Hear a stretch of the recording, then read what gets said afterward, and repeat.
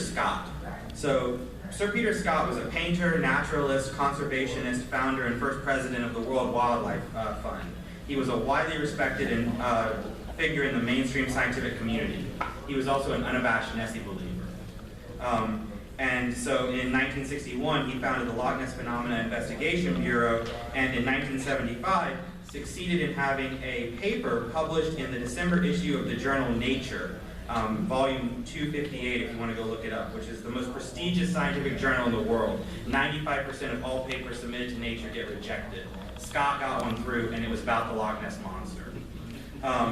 Because he claimed that the formal discovery of the Loch Ness Monster was going to be any day now, basically. And the reason for this is that Scott was heavily influenced by this guy, Robert H. Rines, who was an American lawyer who founded a rather dubious and misleadingly named organization called the Academy of Applied Sciences in 1970, and between 72 and 75 took a series of underwater photos, which you can see right here, which he claimed showed the Loch Ness Monster's flipper head and entire body. So now, of course, Scott's assurance that Nessie was going to eventually appear in real life didn't happen, and the Loch Ness Monster faded back into the realm of myth and legend and cryptozoological speculation.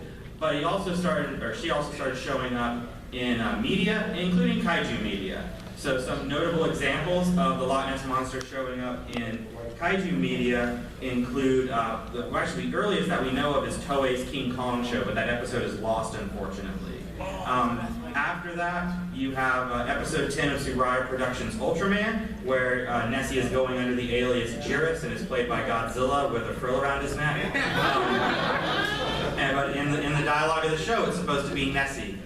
You also have a 1967 series from P Production called Kaiju Oji, or Monster Prince, where you have a Brontosaurus as the main monster who is named Nessie. The special effects for that were done by Fuminori Obayashi.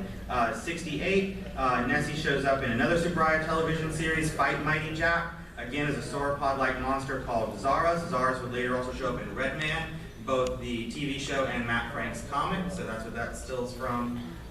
And Nessie has also turned up in both the American animated Godzilla series from '98 and from that same year, the Kong series. So, Loch Ness Monster gets around in kaiju media. And just an important note here, because you'll see this in some of the later slides. So in Japan, monsters searched for by cryptozoologists. People might know, so in America we call them cryptids. That's a fairly recent thing, only since like the early 80s. In Japan, since the early 70s, they've been calling these creatures, they say it UMA, right, which is an acronym for Unidentified Mystery Animal. They were riffing on the UFO thing, right? But they don't say UMA like we say UFO, they just actually say UMA, right? And that's what they call these things. They also say UFO. Yeah, that's true. Well, yeah, anyway, we did, yeah, so. And it's also in the 1970s that Japan starts claiming that they have their own versions of the Loch Ness Monster. And so the most famous of this is Issei, who is supposed to live in Lake Akita. And some of the relevance of the kaiju movies about this is, so in Shusuke Kaneko, who's here this year, in his film Godzilla Mothra King Ghidorah, Mothra is actually supposed to be Issei. You'll notice that it's Lake Akita that Mothra first appears at. You'll notice the sign in the background where the teenagers are like partying, showing like the plesiosaur type creature. And when Mothra actually appears out of the lake, it's a little hard to see in that screen capture, but one of the girls is actually holding like an Issei plushie that she stole from a gift shop. And those are actual statues on the borders of Lake Akita that you can go and see of Issei. Also notable is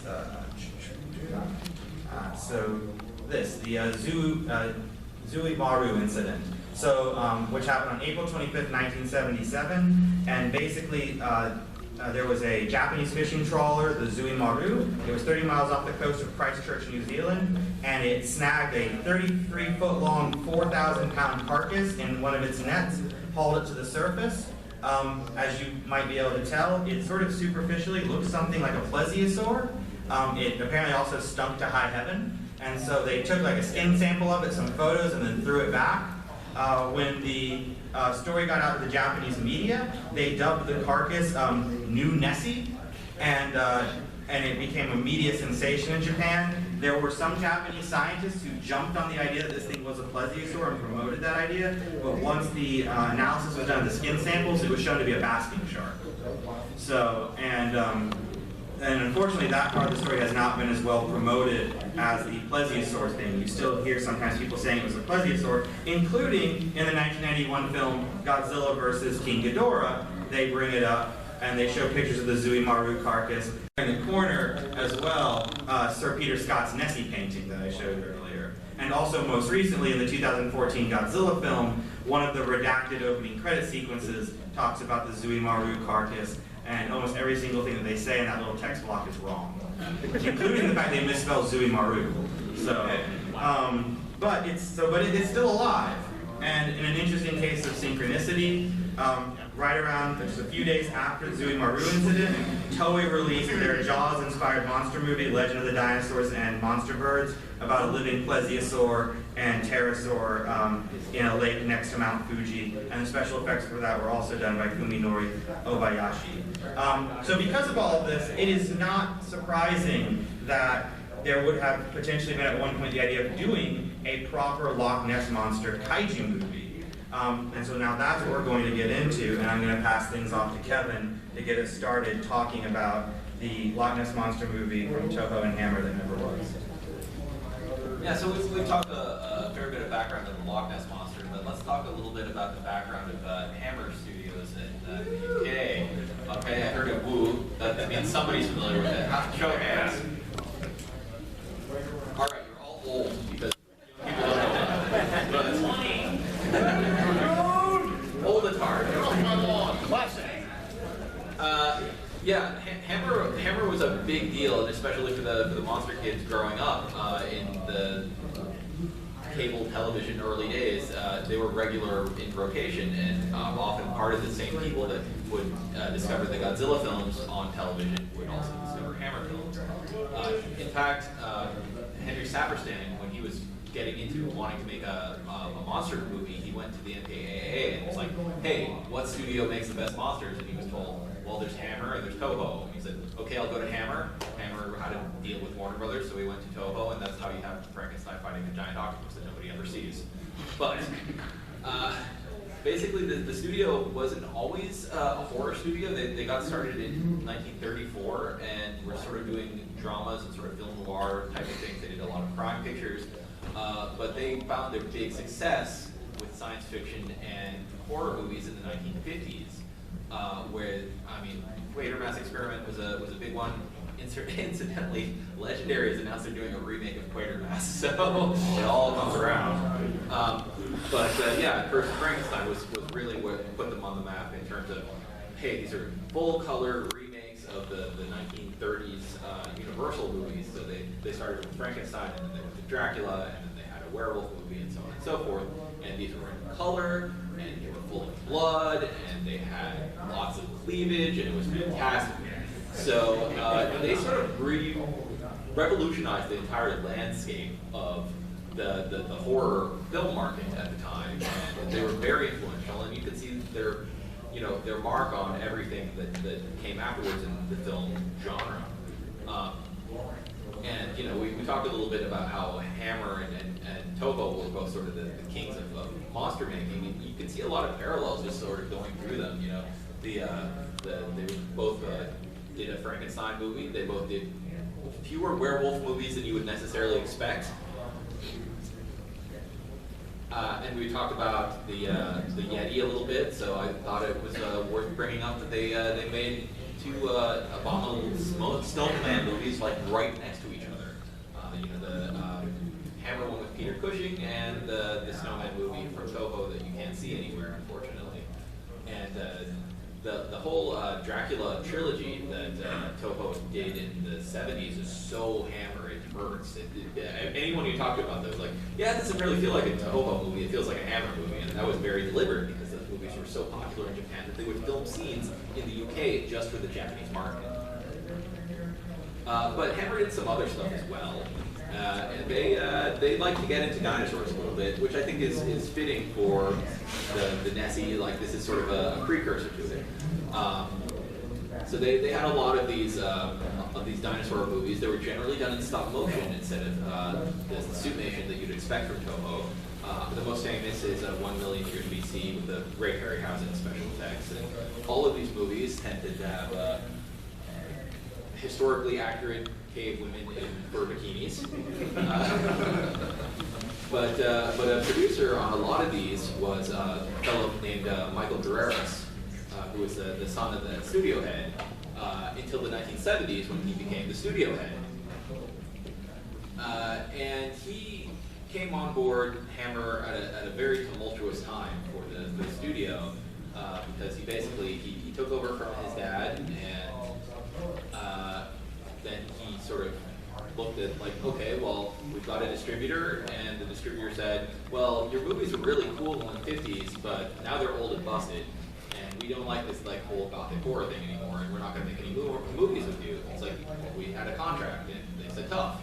So he's like, okay, well, at least we can still make money off of our old movies that we still have in circulation. And like, oh, actually, all of those movies we sold rights to already. So now Hammer is in sort of trouble, and they're having a little bit of crisis. They need to branch out and do new things. So if you think Toho was the only one doing crazy things in the 1970s, that's just a lot of studios were dealing with the sort of cultural revolutions going on. So Hammer in the 70s gets really wild, where you get movies like Dr. Jekyll and Sister Hyde, or my favorite is Legend of the Seven Golden Vampires, where you have Dracula and Van Helsing going to China and interacting with the Shaw Brothers' own troupe of martial artists and martial artist vampires. Kung Fu vampires. Yes. So if you think these are crazy, you should see the Hammer movies that did not get made. There's some wild ones out there. My favorite of this whole batch is Zeppelins versus Pterodactyl.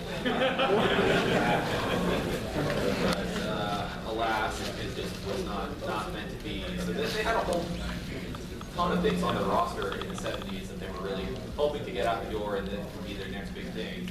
And you know, like any good studio at that time, they were aware that in the mid-70s there was a movie called Jaws, and they should exploit Jaws by making a Jaws knockoff like every studio did at the time, including the Legend of Dinosaurs and Monster Birds that we just previously talked about.